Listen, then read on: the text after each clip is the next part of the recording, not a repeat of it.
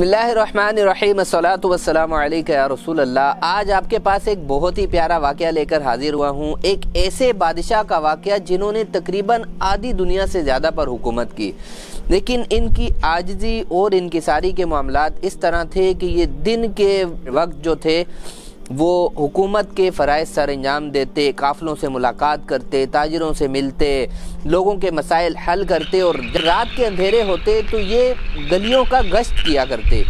एक मरतबा गश्त के दौरान इन्होंने देखा कि एक घर से बच्चों के रोने की आवाज़ आ रही है। आपने जाकर दरवाजे पर दस्तक दिए, खातून बाहर आई। आपने दरियाफ्त किया कि ये बच्चे क्यों रो रहे, तो उस औरत ने कहा कि 3 दिन से मेरे बच्चे भूखे प्यासे हैं, लेकिन हमारे हुक्मरान को इनकी फिक्र नहीं है। आप जो है वो बड़े रंजीदा हुए। ये देखकर आप माल खाने की तरफ गए,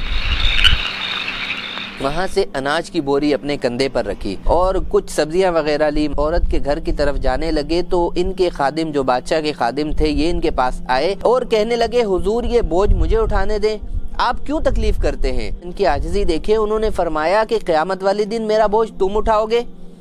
ये देखकर सर झुका लिया उनके जो खादिम थे, क्योंकि वो भी खौफे खुदा वाले थे। उन्होंने जब सर झुकाया और कहा कि हुजूर क़यामत वाले दिन तो अपना बोझ हर किसी को खुद उठाना पड़ेगा। हजरत जो थे वो बादशाह साहब, वो तशरीफ ले गए उस बुढ़िया के घर की तरफ और जाकर सब्जी काटने लगे। औरत को आटा गूंदने के लिए दिया, रोटियां पकाने के लिए रख दी, हंडियां रख दी।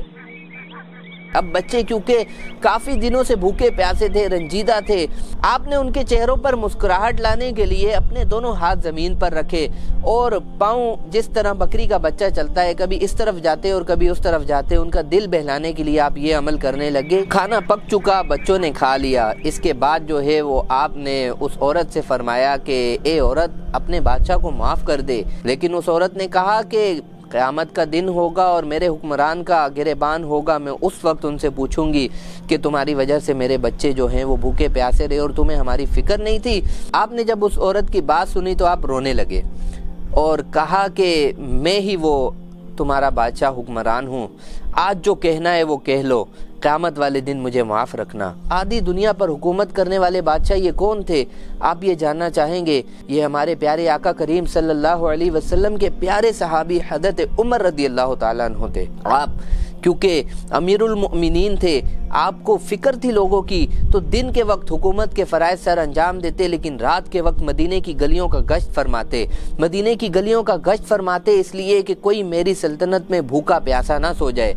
और आपने ये भी फरमाया कि दरिया के किनारे अगर एक बकरी का बच्चा भी प्यासा रह गया तो इसका हिसाब क़यामत वाले दिन उमर से लिया जाएगा। असल में आइडियल शख्सियात हम लोगों की ये होनी चाहिए कि इतनी बड़ी सल्तनत के मालिक होने के बावजूद, इतने बड़े बादशाह होने के बावजूद, एक ताकत होने के बावजूद, आपकी आजिज़ी और इनकिसारी का मामला इस तरह था कि आप लोगों की खिदमत इस अंदाज में किया करते। अल्लाह ताला जो है वो हमें इन नेक बुजुर्गों का सदका अता फरमाए। प्यारे आका करीम सल्लल्लाहु अलैहि वसल्लम के प्यारे सहाबी हज़रत उमर रज़ियल्लाहु ताला अन्हु का फैज़ान अता फरमाए और इनके सदके जो है वो हमारी मग़फ़िरत फरमाए, हमें भी आजिज़ी और इनकिसारी का पैकर बनाए। आमीन बिजाहिन नबी अमीन सल्लल्लाहु ताला अलैहि वसल्लम।